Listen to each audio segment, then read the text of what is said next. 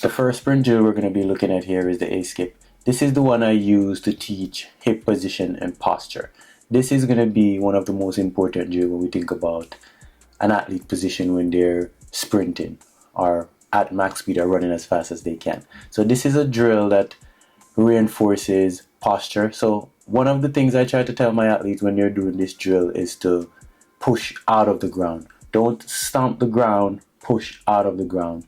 The next thing I teach them or tell them or try to reinforce is make sure that you're pushing from under your body. So when you drive your knee forward, not up. You notice the key word I use there, driving your knees forward instead of up, because that is a common mistake when athletes do A-skips. They tend to focus on a high knee drive instead of a forward knee drive. So what I try to do is cue my athletes to drive the knees forward to create momentum going forward, right? Because when we're sprinting, we're not trying to create vertical force, we're trying to create horizontal force. So I use the A-skip to teach my athletes how to create a lot of horizontal force, right? And there's multiple ways you could structure the A-skips into your training. Some days I put us on the hill, some days that we're on the track. It all depends on what we're working on. It could be resisted A-skips, it could be A-skips at an incline, A-skips at a decline, and it could also be A-skips weighted. It all depends on the goal of that training session and what I'm trying to accomplish.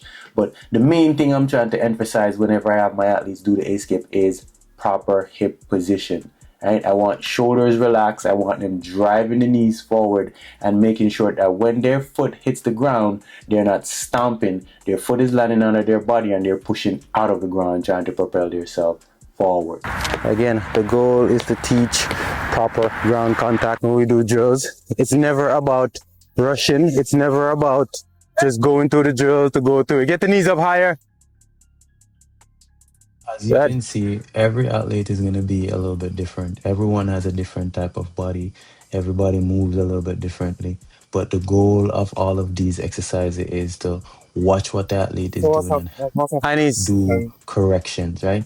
You don't try to correct an athlete when they're sprinting fast. You want to make corrections when they're doing drills, when they're doing the little micro activities that help to reinforce sprint mechanics. Like, for example, when an athlete is doing the drills, are they being very intentional with the drills? Are they picking their feet up? There's so many little nuances that you have to take into consideration when we're thinking about improving an athlete's speed performance.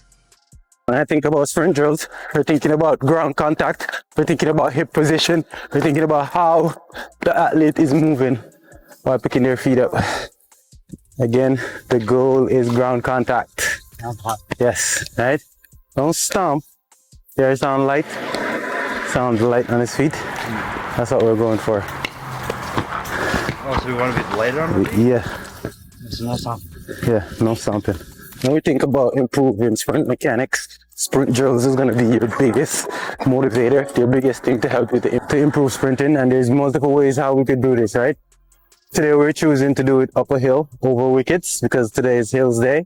And the reason why I like the mini wickets is because it slows the athlete down and I can focus on the movement. I can help them to work on proper ground contact and put in their foot.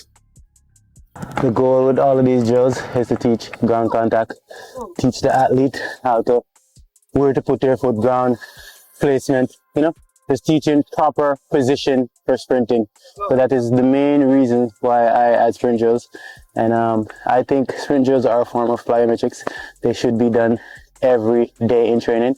It all depends on the intensity of how you do them, right? We could go high intensity, you go low intensity, you could stretch them out. You could make sprint drills a whole workout. So sprint drills that actually work. That is the name of the game.